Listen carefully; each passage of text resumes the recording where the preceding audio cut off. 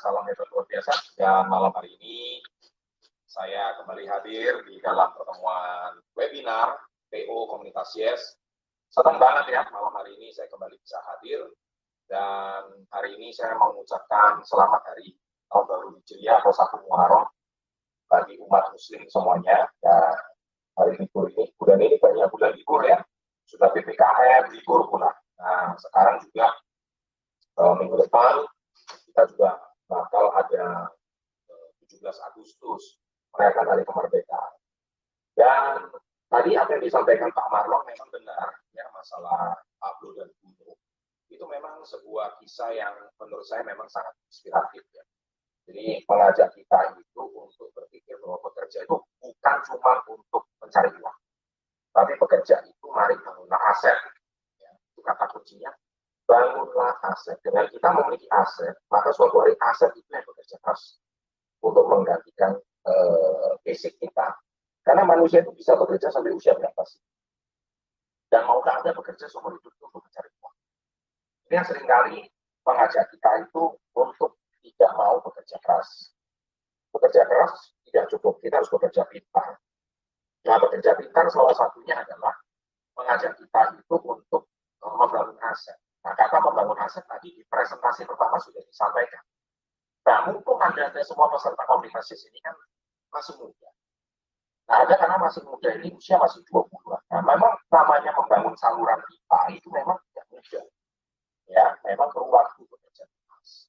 Nah, sekarang banyak murid-murid saya usia 20 tahun saja. Awalnya mengenal bisnis ini cepat seperti Pak Vito Haris, mentor daripada Pak maaf ya, ada sedikit goyang ya. Ya, oke, dan ya ini kayaknya lebih bagus. Sorry ya, sebentar ya.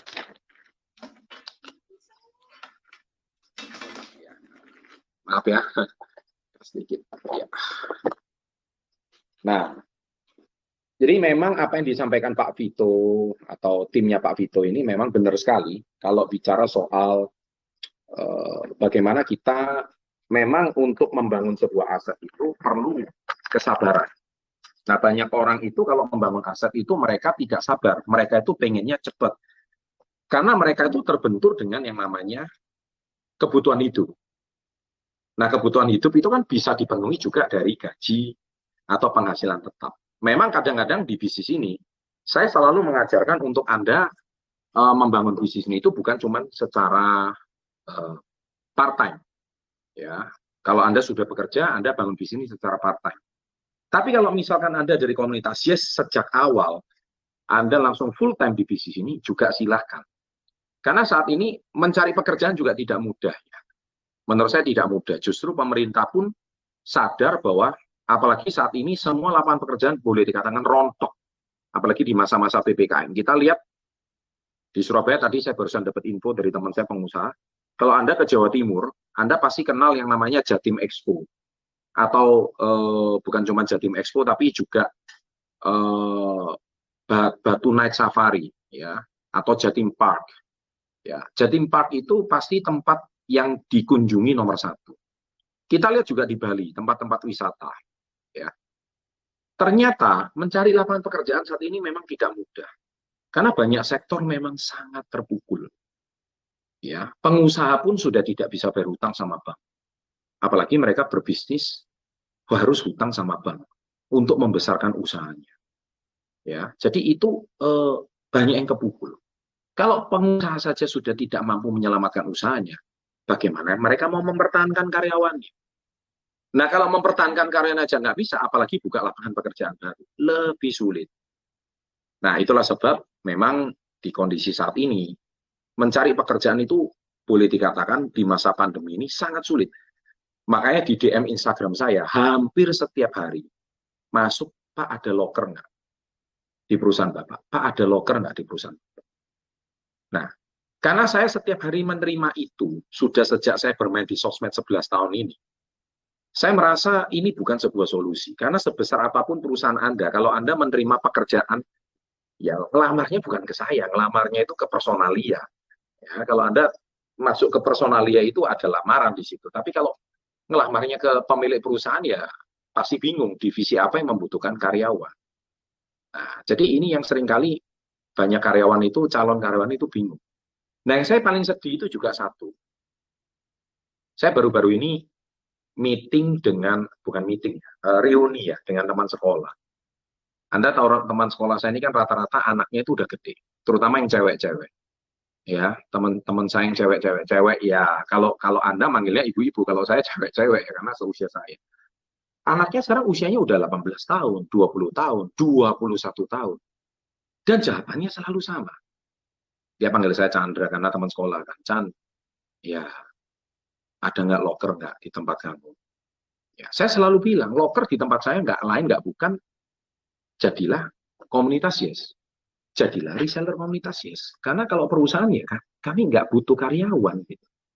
Karena sekarang karyawan ini sebisa mungkin dikurangi karena banyak pekerjaan karyawan itu bisa digantikan oleh robot. Ya, banyak pekerjaan sudah bisa digantikan dengan aplikasi. Ya, bahkan sekarang bank besar semacam BCA pun tellernya sudah mulai digantikan dengan mesin ATM.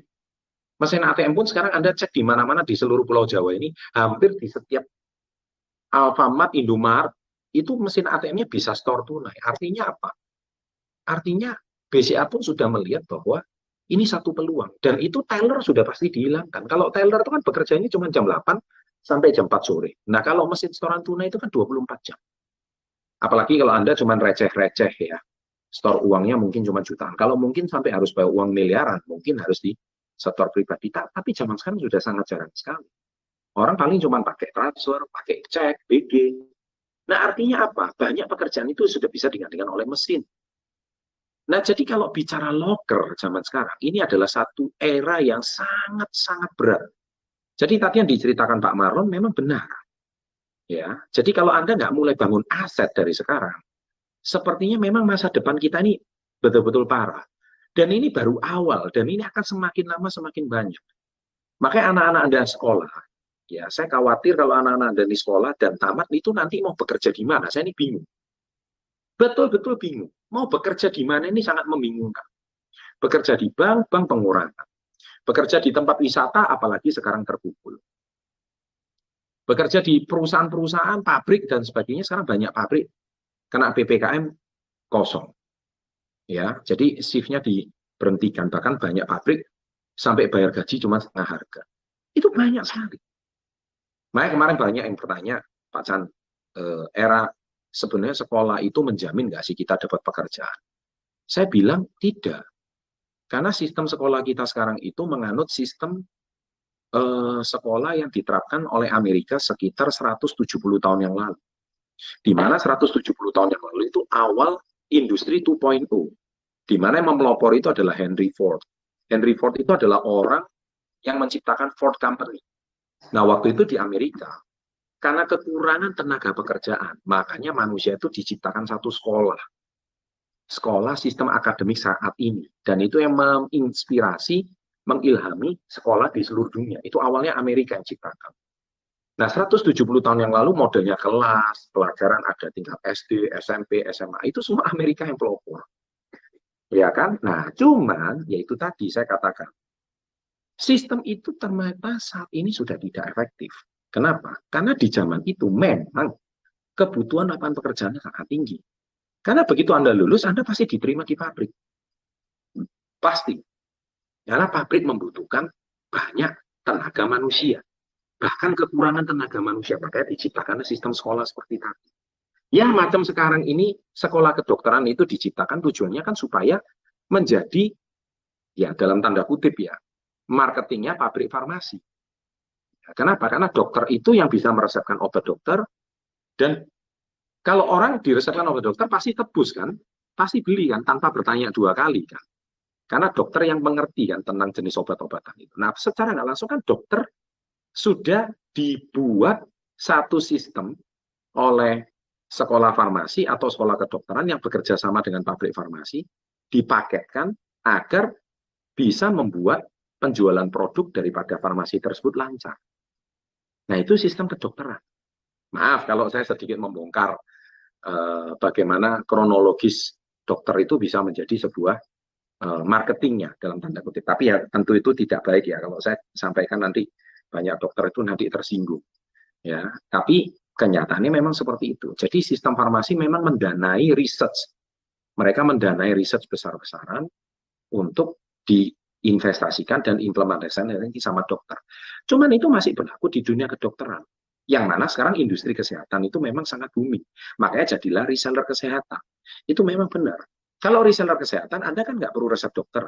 Reseller kesehatan, Anda itu cukup memasarkan produk kita yang memang sudah terkenal, yang sudah sangat booming, diresepkan oleh banyak pakar dan ahli, tapi orang umum pun bisa jual tanpa resep.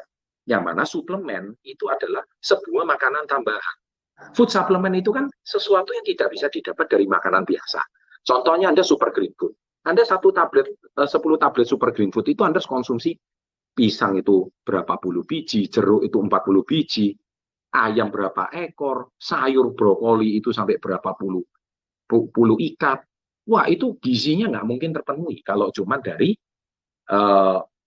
sayur-sayuran, buah-buahan, dan dari daging-dagingan yang lain. Tidak tercukupi, makanya butuh food supplement.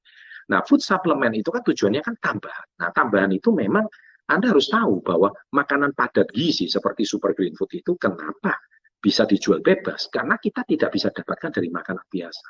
Nah, kesadaran inilah yang harus kita edukasi kepada masyarakat. Begitu konsumsi SGF, badan kita terasa segar, badan kita terasa enak. Ya, karena kita nggak bisa cukupi dari makanan. That's why makanya super green food itu memang harus dipenuhi.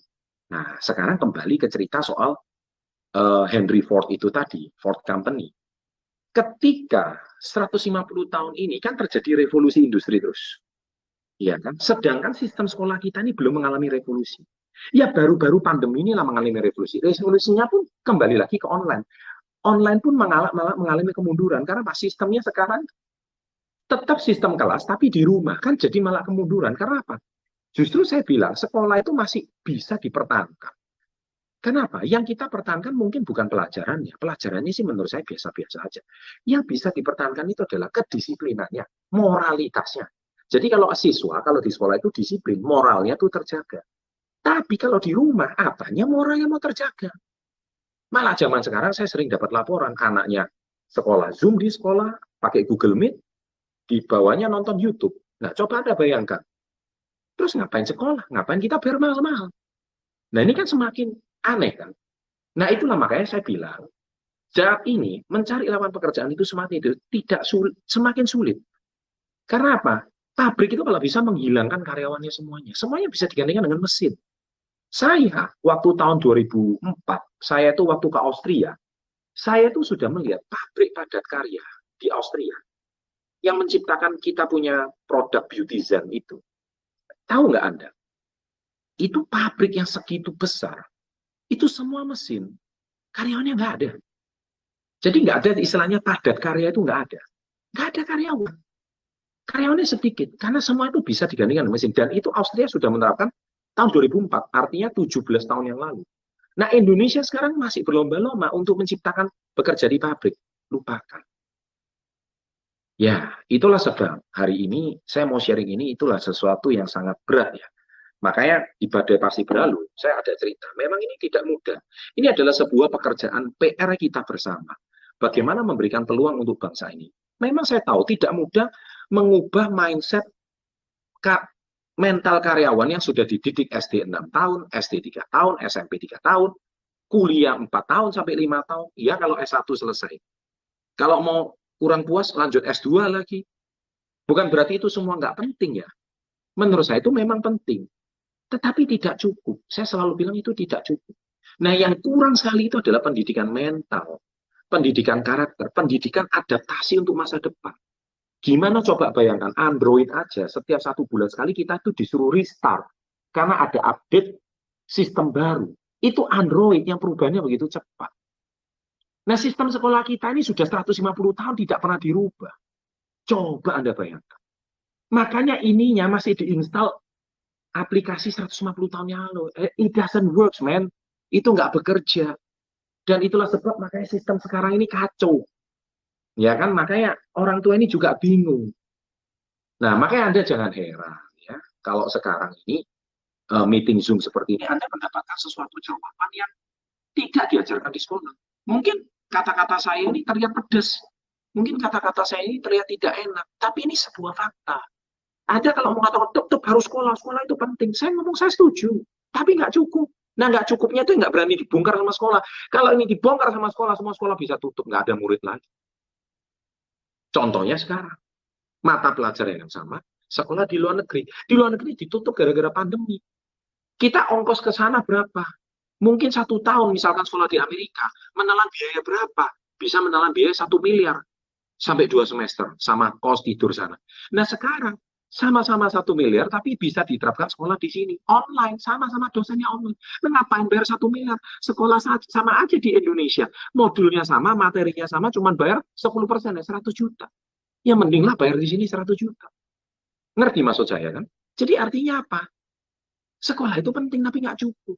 Kalau Anda cuma mau dapatkan satu gelar degree di sana, ini adalah satu tantangan loh di era zaman sekarang di pandemi ini. Makanya too much change, apalagi sejak adanya pandemi ini, banyak shifting, banyak sekali berubah. Dan itu sudah saya sampaikan 7 tahun yang lalu ketika saya terjun ke YouTube. Anda cek video-video yang lama. Makanya apa yang Pak Maron ngomong itu benar. Kalau Anda ngomong Pak jadi reseller itu sulit, lah terus yang gampang itu apa? Emang kamu ngelamar pekerjaan itu gampang? Emang Anda cari kerja itu gampang? Anda cari loker sampai mati. Mungkin 40 loker belum tentu satu yang diterima. Ya mending belajar kayak ubah mindsetmu, kayak upgrade mindsetmu, kayak belajar supaya kamu benar-benar adaptasi dengan zaman sekarang. Apa yang lagi tren zaman sekarang. Kamu jangan cuma mau dicekokin jadi robot. Akhirnya ilmu 150 tahun tidak mau berubah. Nah, itu udah saya bahas banyak di buku Badai Versi Lalu. Bagaimana Anda thinking big, bagaimana di bab 3 Anda itu lihat big picture. Anda sudah harus lihat di sini, ini semua lengkap di babnya. Makanya saya percaya kalau Anda mengupgrade your mindset, Anda bisa adaptasi dengan kondisi apapun. Yang nggak bisa jadi reseller, bisa jadi reseller. Yang kesulitan awalnya nggak ada yang nggak sulit. Semua itu belajar ya sulit. Anda naik mobil aja pertama ya nabrak dulu. Naik motor pertama ya nabrak dulu. Nggak mau nabrak ya jangan belajar motor kan gitu. Nah ini krisis bangsa. Ini mental besar. Ya yang harus kita PR kerjakan bersama-sama. Makanya saya siapkan mentor, saya siapkan seminar online seperti ini. Dengan satu tujuan, mengubah generasi muda bangsa ini supaya tidak lagi punya mental, saya hanya satu-satunya cara untuk saya bisa survive adalah menjadi karyawan. No. Sekali lagi no. Ya, many things. Banyak-banyak cara. Dan Anda bisa make money zaman sekarang. Demikian yang saya bisa sharing malam hari ini. Semoga menggedor mindset Anda. Sukses selalu. Dan salam hebat luar biasa. Sampai jumpa di CBC tanggal 21 Agustus. Selamat malam.